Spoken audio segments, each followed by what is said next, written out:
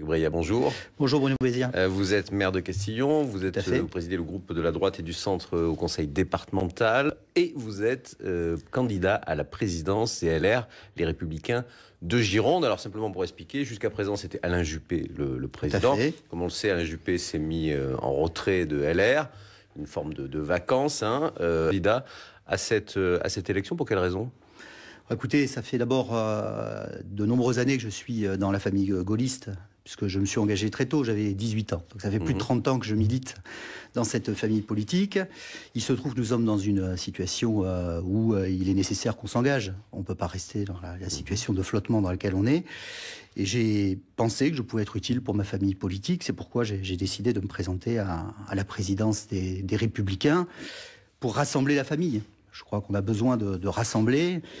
Je dis même parfois, au-delà de la rassembler, il faudra la réconcilier. J'ai commencé à rencontrer les militants, je vais beaucoup sur le terrain, et je sens qu'il y a une aspiration forte de l'ensemble des militants à ce qu'on se retrouve pour, autour de Laurent Wauquiez, travailler à ce qui doit être un projet nous permettant de présenter une figure d'alternative crédible demain, et puis éventuellement l'alternance quand le moment sera venu. Alors ce sont les militants qui votent, effectivement, pour cette présidence, militants encartés à LR. On dit d'ailleurs, ces militants, enfin quelques-uns disent ici et là, on vous le voit sur les réseaux sociaux, que vous êtes le candidat d'Alain Juppé. Oui. Qu'est-ce que vous répondez à ça ? Moi, je réponds tout simplement que je suis le candidat des Républicains. Je crois qu'il faut arrêter avec ces histoires. On vit un moment très singulier et très fort. Oui, mais est-ce qu'il vous soutient, Alain Juppé ? Il vous l'a dit ? Est-ce qu'il vous l'a dit ? Je ne sais pas. Alain Juppé a décidé de prendre du recul, donc j'aimerais bien qu'on le laisse prendre le recul qu'il a décidé de prendre. En tout cas, donc il vous a pas dit il vous a pas dit je vous soutiens. L'enjeu n'est pas là du tout. L'enjeu est tout simplement, et c'est un enjeu capital pour les Républicains. On a vécu un moment singulier et fort dans la vie de notre famille politique. En 2017, 3 personnalités majeures des Républicains, Nicolas Sarkozy, François Fillon et aujourd'hui Alain Juppé, avec des motifs différents, des façons différentes de le faire, ont décidé soit de prendre du recul, soit de quitter la vie publique. Ça veut dire qu'aujourd'hui, il faut tout reconstruire. Parce que ces personnalités publiques, elles ont été marquantes, elles avaient une parole qui portait. Il convient donc à l'ensemble des militants qui le souhaitent aujourd'hui, et c'est ce que je présente comme projet à la Fédération de Gironde, de tous se rassembler et de construire ensemble les conditions de l'alternance prochaine. Donc c'est un travail de fond qui prendra du temps, il ne faut pas négliger la variable temps, les militants ont besoin de s'exprimer. Je ressens très fortement cette nécessité de prise de parole des militants. Je vais quand même vous reposer une question autour d'Alain Juppé, j'en suis désolé. Qu'est-ce que vous pensez malgré tout de cette façon de ce retrait, quand il a annoncé qu'il n'avait pas payé sa cotisation en 2017-2018. Il y a eu Yves Damécourt, d'ailleurs, ici sur le plateau TV7, qui disait qu'il ne comprenait pas bien pourquoi il n'avait pas payé en 2017. Moi, j'ai payé ma cotisation en 2017. C'est pour ça. Mais vous comprenez son attitude ? Alain Juppé a beaucoup donné à notre famille politique. Moi, je ne veux pas rentrer dans les histoires interpersonnelles. Je crois qu'on a besoin de passer à autre chose aujourd'hui. Chacun des leaders de notre mouvement politique, vous savez, on a connu beaucoup de mouvements difficiles, l'histoire Fillon-Copé, la présidentielle perdue. Aujourd'hui, on n'a pas besoin d'attiser ou de revenir sur le passé. Le passé est le passé. Aujourd'hui, il faut construire autre chose. En tout cas, c'est le message que je veux délivrer. Parce que je crois que cette fédération a vraiment besoin de cela. Il faut qu'on se regroupe et qu'on se rassemble ensemble. Pour que les militants votent pour vous, il faut qu'ils sachent qui vous êtes et ce que vous pensez. Qui est Jacques Bria, en fait. Bon, vous disiez, vous êtes gaulliste. Oui. Vous avez aussi été, il y a une dizaine d'années, à Debout la République avec Nicolas Dupont-Aignan. Est-ce que vous vous situez où ? Moi, très clairement, je suis dans ce qu'on appelle la famille du gaullisme social. J'ai suivi, au moment de Maastricht, comme les 2 tiers d'ailleurs des militants du RPR à l'époque, parce qu'on a aussi connu d'autres difficultés à d'autres périodes de notre vie publique. J'ai toujours suivi cette ligne. Je suis dans la famille des Républicains parce que je suis gaulliste social, j'assume totalement cela. J'ai été de ceux qui ont combattu le traité de Maastricht, même si aujourd'hui on peut considérer que les choses ont évidemment évolué. On ne va pas refaire les combats d'hier, mais je suis dans cette famille qui à la fois est très attachée à l'ordre républicain, au régalien, à la puissance et à l'affirmation de l'État. Et de l'autre, pense qu'on ne peut pas construire une république sans qu'il y ait aussi la prise en compte des catégories les plus populaires. D'ailleurs, je remarque que lorsque nous avons gagné les élections, lorsqu'on a fait battre le cœur de la France, à chaque fois, que ce soit avec Jacques Chirac sur la fracture sociale ou avec Nicolas Sarkozy, on a toujours eu cette position. Donc ça me semble être une position qui nous permettra aussi demain d'exister. Donc vous n'êtes pas très européen ? Je suis européen, mais je constate que l'Europe ne règle pas tous les problèmes. Je pense qu'elle est perfectible. Je suis dans une position où je pense qu'il faut aussi qu'on revoie un certain nombre de choses dans le cadre d'un contrat européen qu'on ne détruira pas. Il ne s'agit pas de revenir en arrière, mais sans doute de repositionner un certain nombre de dispositifs européens. Alors vous savez qu'au sein de LR et même un petit peu à l'extérieur, on reproche beaucoup à Laurent Wauquiez sa ligne très à droite. Certains disent très droitière. Qu'est-ce que vous en pensez? Est-ce que c'est une critique que vous formulez aussi? Est-ce que vous conseilleriez ou diriez qu'il faut peut-être évidemment qu'il se recentre un peu, qu'il aille vers davantage de rassemblement? Je crois que la question c'est un peu clivant parfois, c'est vrai, ces propos. Bon. D'abord, moi, je constate une chose, c'est que Laurent Wauquiez est un président élu dont la légitimité est incontestable. Il a été élu, bien élu, et que le lendemain de l'élection, quand on est dans un parti politique comme le nôtre, il faut se placer au service du mouvement et donc autour du président. En tête ici aussi, d'ailleurs, en Gironde. Hein. Oui, bien sûr. Et donc, ça veut dire que Laurent Wauquiez, pour les militants de notre mouvement, eh bien, est aussi la figure d'un certain renouveau. Donc, je note avec beaucoup d'intérêt qu'il s'est entouré de différentes sensibilités de la famille qui est la nôtre.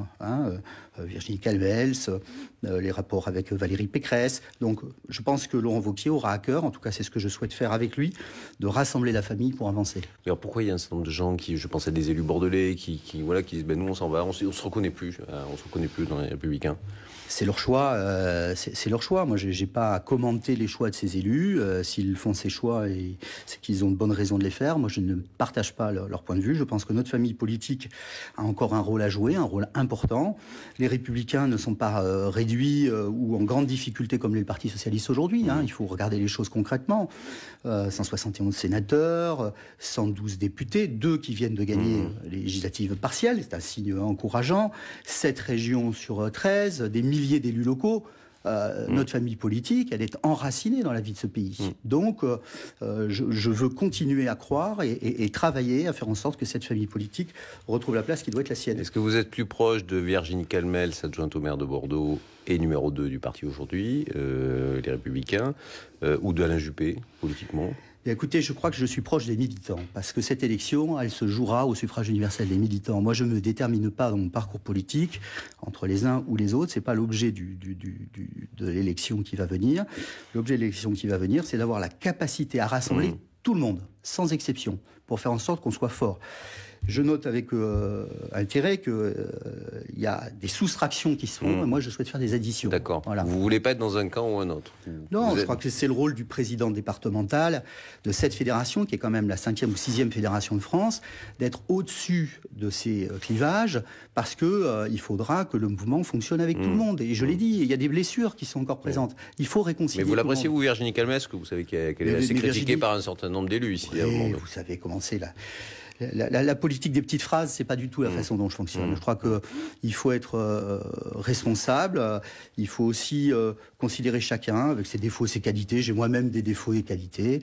Et la politique, c'est pas ça. C'est est-ce qu'on est d'accord sur une colonne vertébrale commune, sur des valeurs communes, et sur le fait que le socle qui nous réunit nous permet d'avancer et de peser sur la vie publique française. C'est ça l'essentiel de l'enjeu aujourd'hui. C'est pas les querelles entre un tel et un tel. En tout cas, moi, je ne rentrerai pas dans ces querelles. Donc, vous faites une campagne de terrain, vous allez voir les militants. Voilà, c'est ce que vous allez faire pendant plusieurs mois, là, c'est ça? C'est ce que je vais faire pendant plusieurs mois.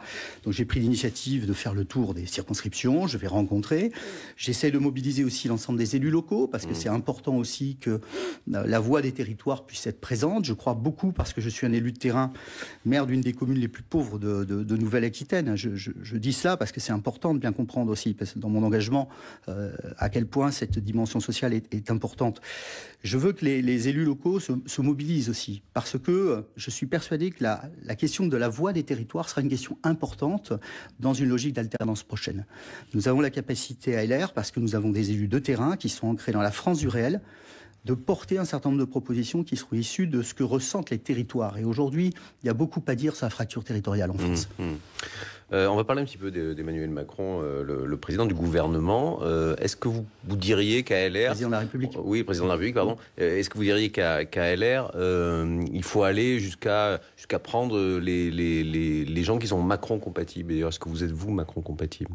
Moi, je ne sais pas si je suis Macron-compatible. Moi, ce que je sais, c'est que j'ai toujours construit ma vie publique en essayant d'être le plus objectif possible sur les mesures qui sont prises. Quand une mesure est bonne et qu'elle me semble conforme à l'intérêt général, elle est bonne. Donc c'est pas parce que une mesure est prise par le gouvernement ou par le président de la République. Vous n'êtes pas pour l'opposition systématique. Non, vous dites, je crois que les Français en ont marre de ça. Je crois que le message qui a été adressé lors des dernières élections est très clair. Les Français ne veulent plus de positionnement systématique, caricaturaux, dogmatiques sur un certain nombre de questions. Donc regardons les choses qui sont proposées. Quand elles sont bonnes et si elles conviennent à l'intérêt général, elles sont bonnes.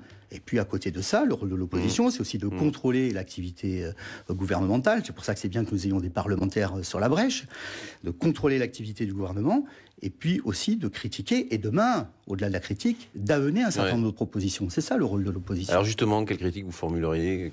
Quel bilan vous tirez de ces premiers mois, 9 mois, je crois, de présidence Macron et de ce gouvernement d'Édouard Philippe? Alors, sur les premiers mois de cette présidence, on peut dire, mais en même temps, c'est pas très difficile que sur la scène internationale, la prestance du président et la façon dont il porte les sujets a remis la France au premier plan. Je dis c'est pas difficile parce que je trouve que vous trouvez des accents gaullistes un peu? Non, quand même pas. Non, pas gaullistes, mais bon, il incarne la fonction, disons. Je trouve qu'il l'incarne plutôt plus mieux que son prédécesseur. Voilà, c'est pas bon. Mais au-delà de ça, ensuite dans la politique gouvernementale, il y a plein de choses à dire. Hein.